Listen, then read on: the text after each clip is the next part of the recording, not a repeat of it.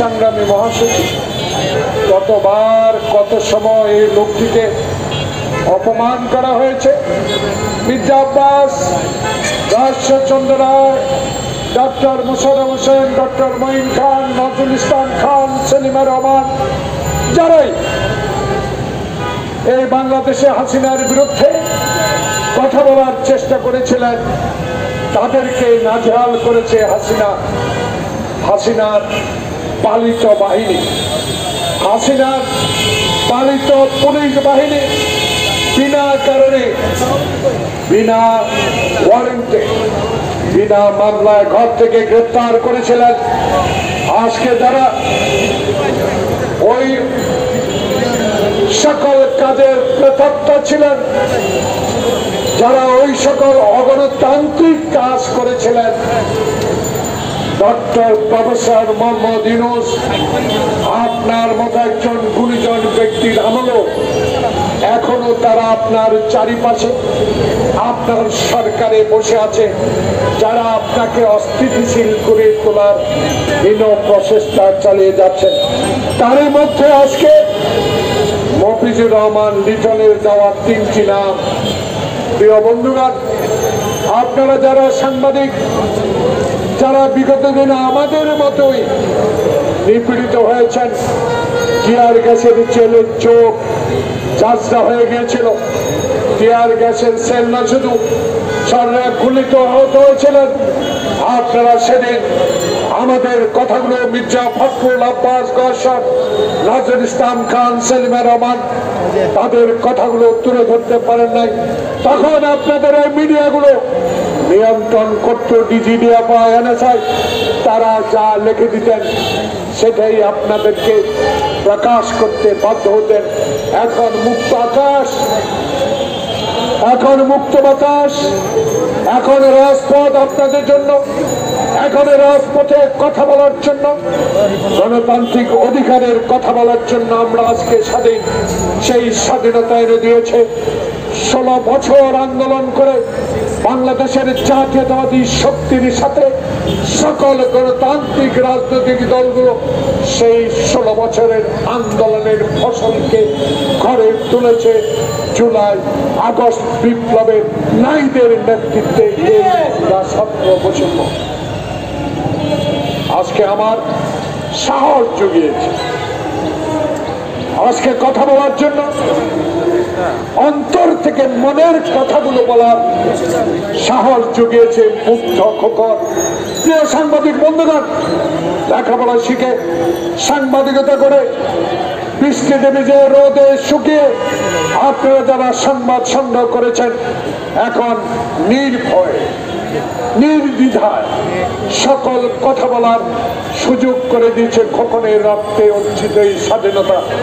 সেই স্বাধীনতা আসার 8 মাস প্রায় অতিবাহিত হতে যাচ্ছে। প্রিয় বন্ধুগণ, এখনো কেন যারা আমার বুকে গুলি করেছে, যারা আমার মায়ের বুক খালি করেছে, যারা বিনা কারণে আমাকে আয়না করে নিয়ে মাসের পর মাস গ্রেপ্তার করে রেখেছে, তাদেরকে কেন আইনের আওতায় আনা হলো না? তার মধ্যে যারা 2014 সালে 154 জন বিনা প্রতিদ্বন্দ্বিতা নির্বাচিত এমপি ঘোষণা করে, যারা 2018 সালে দিনের ভোটকে রাতে রূপান্তরিত করে বাংলাদেশে শেখ হাসিনাকে ক্ষমতায় বসিয়েছিলেন, যারা 2024 সালে ভাই ভাই দামি ভাই নির্বাচন দিয়ে বাংলাদেশের গণতন্ত্রকে গলা টিপে হত্যা করেছেন, তাদের অনেককেই কেন গ্রেপ্তারের আওতায় আনা হলো না? এই কথাগুলো বলার জন্য আজকে তৃণমূল নাগরিক আন্দোলনের লিটনের মাধ্যমে আমার প্রিয় সাংবাদিকের সামনে আমি ডক্টর প্রফেসর মোহাম্মদ ইউনূসের কর্ণগোচর করার চেষ্টা করছি। প্রিয় বন্ধুগণ, দুঃখ লাগে, কষ্ট হয়। কত কষ্ট করেছে আমার ভাইয়েরা। মা হারিয়েছি জেলে থেকে, চোখের পানিতে বুক ভিজিয়ে দিয়েছি। শেখ হাসিনার কাছে কোনোদিনও সেই আমরা সে দয়া পাই নাই। আমার বন্ধু ইলিয়াস আলী জগৎ তার ছোট্ট বাচ্চা নিয়ে গণভবনে যায়, তখন ছোট্ট বাচ্চা চিৎকার দিয়ে হাসিনাকে বলেছে, মা আমার বাবাকে একটু ফিরিয়ে দাও। সেজন্য শেখ হাসিনার মন গলে নাই। প্রিয় বন্ধুগণ, মির্জা আব্বাসকে যখন, মির্জা ফখরুল ইসলাম আলমগীর, আমি রিজভিকে যখন, আমানুল্লাহ আমানকে যখন এই মেহেদিরা অফিসে ভেঙে গ্রেপ্তার করে নিয়ে যায়, তখন আমার ছেলেরা, আমার মেয়েরা, সকল নেতৃবৃন্দর পরিবার যখন শেখ হাসিনার কাছে বিনয়ের সহিত আবেদন করেছিল, প্রিয় প্রধানমন্ত্রী আপনি দেশ পরিচালনা করছেন অবৈধভাবে, আজকে অবৈধভাবে বিএনপি অফিস ভাঙচুর করে যে নেতৃবৃন্দকে গ্রেপ্তার করে নিয়ে যাচ্ছেন তারা অসুস্থ, কেউ কিডনি আক্রান্ত, কেউ হার্টের রোগে আক্রান্ত, কেউ অর্থবয়সী, কেউ পূর্ণবয়সী, আজকে তাদের মুক্তি দেন। সেদিন মেহেদীকে আইনের আওতায় আনার জন্য আবেদন করার পরও আজকে কেন doctor professor Mohammad Yunus, IGP, commissioner, আইন শৃঙ্খলা বাহিনী, ডিজিটিএফআই, এনএসআই কেন মেহেদী হারুনেরা গ্রেপ্তারের আওতায় আসলো না? এই কথাগুলো মনে করে দেওয়ার জন্য এই পবিত্র মাহে রমজানে আমার প্রিয় সাংবাদিক বন্ধুগণ, দয়া করে আপনাদের কথাগুলো আমার প্রিয় স্বরাষ্ট্র উপদেষ্টা, যার সাথে যুদ্ধে অংশগ্রহণ করেছি, যাকে আমি মনে করি একজন সবচেয়ে পিওনেস্ট ব্যক্তি, যাকে আমি চিৎকার দিয়ে বলতো জাহাঙ্গীর একজন সৎ ব্যক্তি, কেন এই সততার প্রমাণ দিতে পারছেন না? কারা আপনাকে আটকাচ্ছে? এদেরকে গ্রেপ্তার করার জন্য তাদের নাম আমাদের কাছে প্রকাশ করুন। আমরা আন্দোলনে ভয় পাই না, আমরা ঘরকে ভয় পাই নাই। আমরা মেহেদী হারুনের রক্ত চক্ষু উপেক্ষা করে সংসদ ভবনে মিছিল করেছি, আহত হয়েছি, নির্যাতিত হয়েছি, তবুও ঘরের কোণে পালিয়ে যায় নাই, রাজপথে ছিলাম। এখনো আপনাকে কথা দিই, উপদেষ্টা মহোদয়, বীর মুক্তিযোদ্ধা মহোদয়, আপনার একজন সহযোদ্ধা হিসাবে আপনার কোনো ভয় নাই। উপরে আল্লাহ, নিচে 18 কোটি জনগণ আপনার সাথে আছে। তাই আজকে আমি দাবি জানাবো, এদেরকে যদি গ্রেপ্তারের আওতায় আনতে পারেন, এদের রহস্য যদি উদ্ঘাটন করতে পারেন, এরা কেন মির্জা ফখরুল, আব্বাস, কাসেমকে, আমানকে, রিজভিকে গ্রেপ্তার করা হলো, এদেরকে গ্রেপ্তারের আওতায় এনে এদের মুখ থেকে কথাগুলো বাইর করেন। কার নির্দেশে, কার অনুরোধে, কার আহ্বানে আমার এই শিষ্য নেতাদেরকে গ্রেপ্তার করে মাসকে মাস আপনি কারাগারে রেখেছেন? তাই আজকে আমরা দাবি তুলতে পারি। আমরা তো এমন দাবি আপনার কাছে করি না আমাকে লাইসেন্স দেন, আমি তো এমন দাবি আপনার কাছে করতে চাই না বিএনপির তারেক রহমানকে বিনা ভোটে প্রধানমন্ত্রী বানিয়ে দেন। আমি এমন দাবি আপনার কাছে করতে চাই না আমাকে সিমি সিন্ডিকেট, সোলা বুট সিন্ডিকেটের প্রধান করে দেন।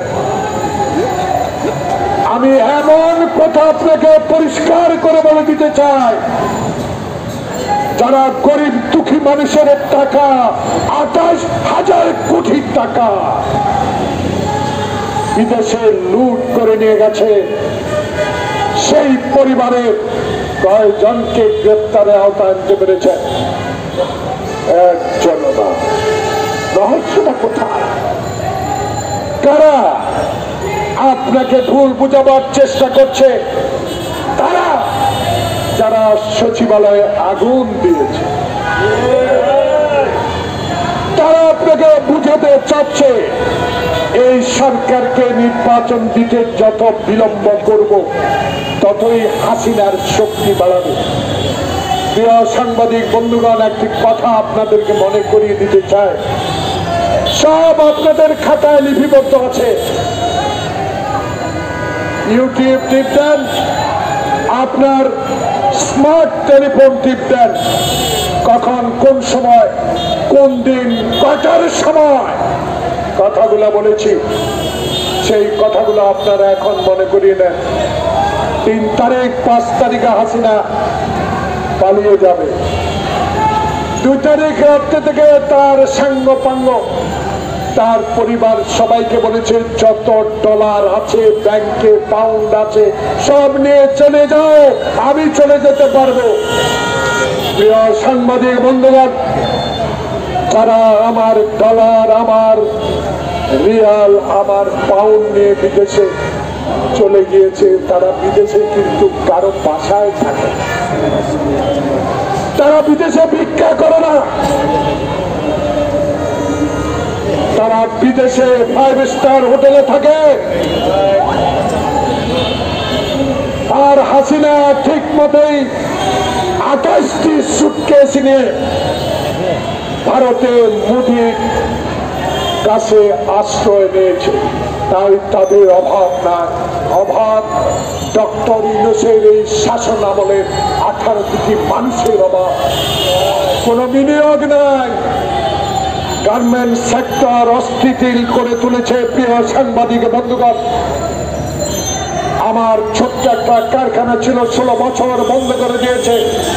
যখন এই শুরু করতে যায় সেখানে আবার আওয়ামী লীগের প্রেতাত্মা কিছু সংখ্যক লোক আবারও ষড়যন্ত্র শুরু করে শ্রমিক অশান্তি সৃষ্টি করে বন্ধ করে দেওয়ার চেষ্টা করছে।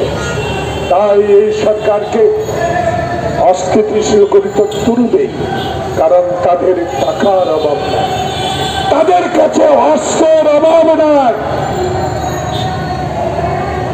তাদেরকে ঢাকা শহরে লুকিয়ে রাখার মতো লোকের অভাব নাই। তাই জাহাঙ্গীর সাহেব উপদেষ্টা মহোদয়, ইচ্ছা থাকলেই উপায় হয়। তাই 1957 সালে আমাদের প্রিয় নেতা মাওলানা ভাসানী বলেছিলেন, পাকিস্তানকে আসসালামু আলাইকুম দিয়েছিলেন। সেটা রূপ নিয়েছে শহীদ জিহাদ ঘোষণার মধ্য দিয়ে। সেদিন যদি 25শে মার্চের কালো রাত্রি হতো না, প্রিয় সাংবাদিক বন্ধুগণ, যাদের এখন আমার সামনে আছেন জন্ম হয় নাই, সেদিন যদি শেখ মুজিব ক্ষমতার লোভ না করতেন, সেদিন যদি ইয়াহিয়া ভুট্টোর সাথে বাংলাদেশের স্বাধীনতা নিয়ে তাল বাহানার আলোচনা না করতেন, সেদিন কিন্তু ভুট্টো ইয়াহিয়ারা বিদায় নিতেন। বাংলাদেশ স্বাধীনতা যারা ক্ষমতা লোভী, তার পিতা ক্ষমতা লোভী, তার পিতা 1 মিনিটে গণতন্ত্র হত্যা করে বাকশাল কায়েম করার মতো নেতা শেখ হাসিনা বাংলাদেশের ভাবমূর্তি সকল কিছু হিন্দুস্তানের কাছে ইজারা দেওয়ার সরকার ছিল। তাই তিস্তার পানি আনতে পারি না, আজকে তাই পদ্মা শুকিয়ে যাচ্ছে, তিস্তা শুকিয়ে যাচ্ছে। জাগো বাহে তিস্তার জনগণ জাগো, এই স্লোগান আজ তারেক রহমানকে দিতে হয়। তাই আজকে ডক্টর প্রফেসর মোহাম্মদ ইউনূস আপনার কাছে অনুরোধ রইল, মেহেদী হারুন যারা বাংলাদেশে ফ্যাসিস্ট হাসিনার আপনজন হিসাবে কাজ করে বাংলাদেশের নিরীহ মানুষকে হত্যা করেছে, তাদেরকে গ্রেপ্তার করুন এবং একটা উদাহরণ সৃষ্টি করুন। বিচার অবশ্যই হবে, আজ হোক কাল হোক,